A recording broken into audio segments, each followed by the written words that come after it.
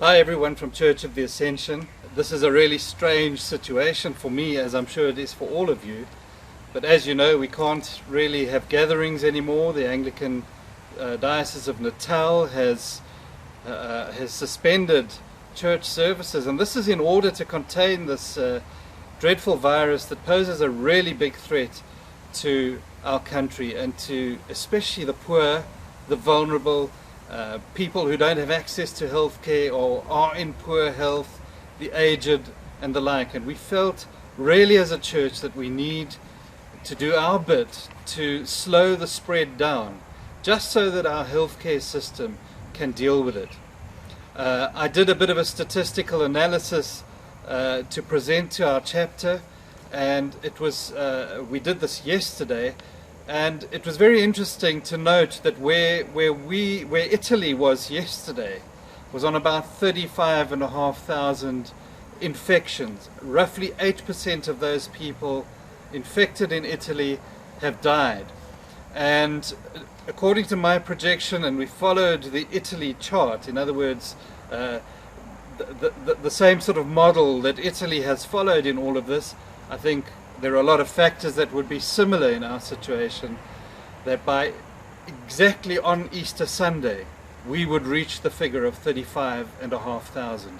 And so people who've said this is an overreaction, I think I understand the frustration.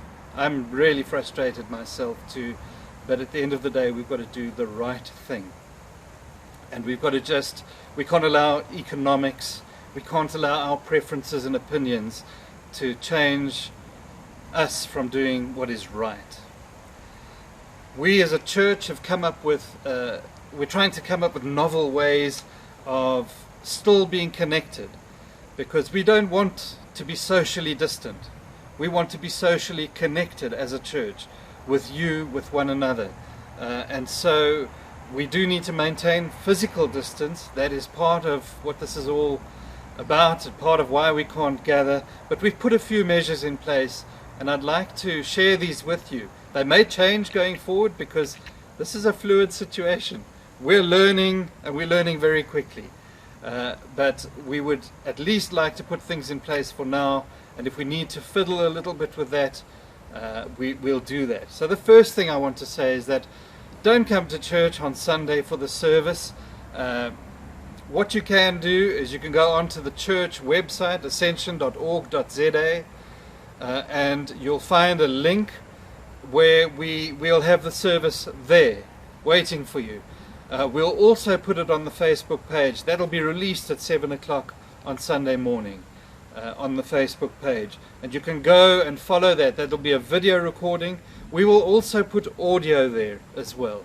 I know for some people audio is better or even preferable, and what we can do for folk, if certainly on request, is to write the audio files to CD, because I know there are people out there who don't have Wi-Fi, who don't have internet, but maybe have a computer or something they can play a CD on, and so we're going to do that as well.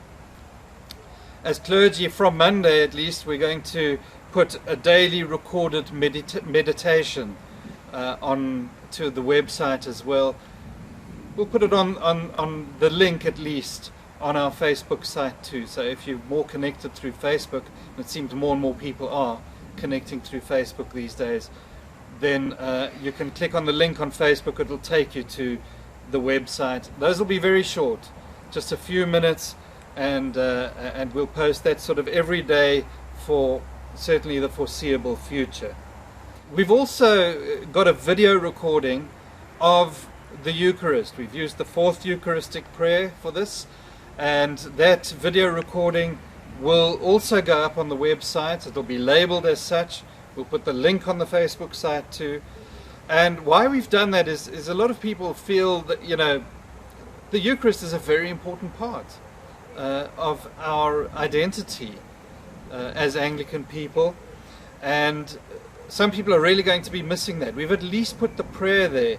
Now we can't gather and share the Eucharist, but certainly this links with the next thing we've put in place, is that at 12 o'clock every day in the week on a Monday, Tuesday, Wednesday, Thursday, Friday, so weekdays, we'll be ringing the bell as a call to prayer. Those in the vicinity who hear the bell, it's a reminder to pray into this situation, the virus, to pray for healthcare workers, to pray for victims, etc.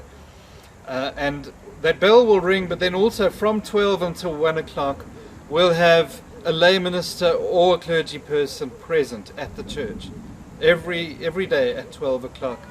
And folk can come along, you can come for a prayer.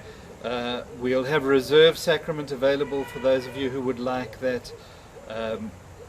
So if you're really missing, we will only be using the wafer. That's in keeping with best practice around the world at the moment in terms of virus transfer. Won't be close contact either, so if we're praying there won't be touching or anything like that, but at least we'd like to offer some spiritual care to everybody. Though there are no services, one of the clergy will also be present here every Sunday at 8 o'clock from 8 until 9, and that's not for a service, so it's just a presence really. If nobody arrives, that's fine.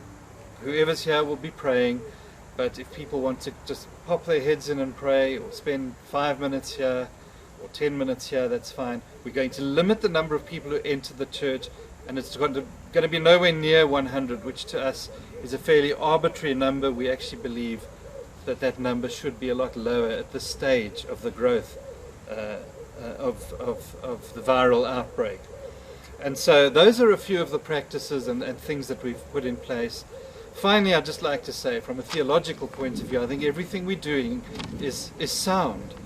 And I have a sense that when God calls us into these desert places, like He did with the Israelites, it is to grow us in some way, to make us better disciples. And perhaps we've become a little bit too sort of clingy regarding some of our practices and the way that we've done things.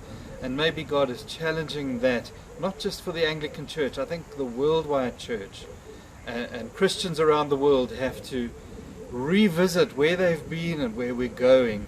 What is core, what is essential to our faith.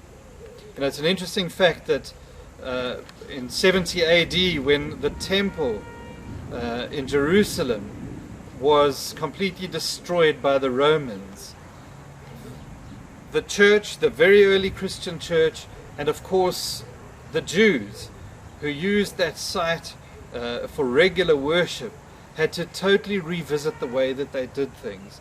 And it's never been the same since, but it's been good. And it's been good because why? Well, God has been with them.